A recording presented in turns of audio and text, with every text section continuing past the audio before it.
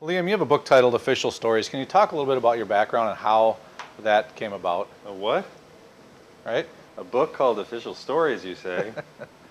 Why, yes, I do. I grew up in a family of doctors and scientists and academicians. They practiced the family business uh, during holidays. So every holiday and every family meeting was a series of arguments and conversations about what was true, who was writer, and Yeah. they would quote chapter and verse from whatever journal article had come out, and they really argued with each other. And they weren't really a loving family. They weren't demonstrative. They didn't really hug. Uh, but their emotions went into this academic pursuit of what? I don't know, because the journal articles would change from month to month or from half year to half year. So the most important thing I learned when I was growing up was that doctors change their minds a lot behind the scenes, or as I like to put it, facts change. The authorities get to tell you what's true, but you're not permitted to say to them, wait a second, this wasn't true 6 months ago, and 20 years ago you had a totally different idea, so why should I trust you? I'm confused. Wait a second. You used to give people high doses of this drug, but now you say that kills people, but we were supposed to trust you then, and we're supposed to trust you now, and if we don't trust you now, we're a denier of science. But in 6 months, you'll be denying the science that you're telling us is true. It was a good education in that way. Doctors were always people to me. People who ate too much or drank too much or got divorced or cared or didn't care about their patients or complained about the HMOs or the incursion of pharmaceuticals into their business. It was just a business. And it was a kind of, well, there was a priestly quality to it. There was a paterfamilias quality to it. My grandfather would sit and he was, accomplished, essentially a decorated, doctor in that field, PhD, MD, having written important papers, and the three sons, all two doctors and another in the sciences, my mother a doctor, would compete for his attention and favor. It was a microcosm of the university system. It was a microcosm of the hospital board and the people who were important and making decisions. And then my mother, a doctor, reported to me without knowing she was every day of my life when I was growing up about how hospitals work. Oh, well, you can't get this done unless you're essentially, the word they use on Comedy Central is blowing. I won't use that word, but the concept is unless you're favoring kissing arse. That's what they said, brown nosing. There was a lot of talk of having to brown nose, and you know what that means.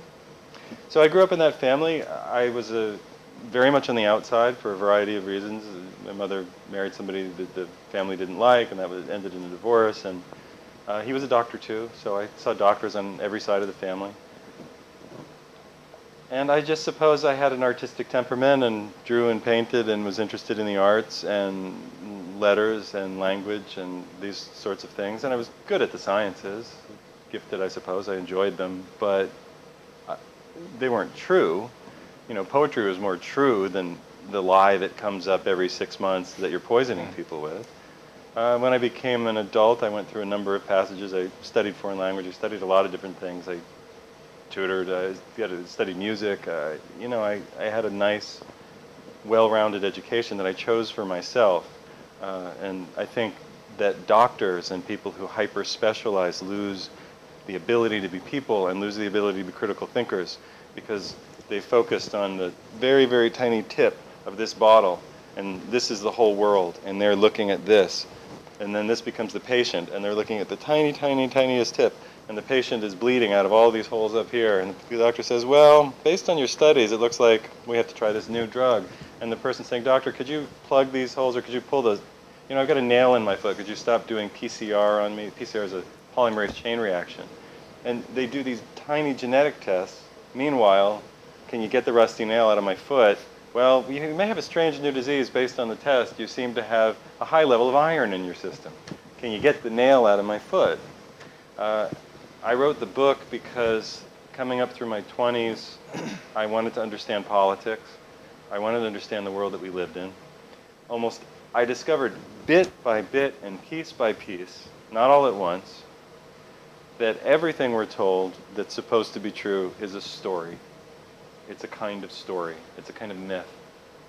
I think we live in myth more than we live in anything. I think what we call reality is sort of a system of agreed upon fables. Medicine, science, the concept of democracy, what is it really? Then I got into what is government really? What am I voting for again? Because isn't it the same no matter who I vote for? And aren't the oil companies sending teenagers who don't have a better idea for themselves to kill people in a country that didn't do anything to us, as far as I remember?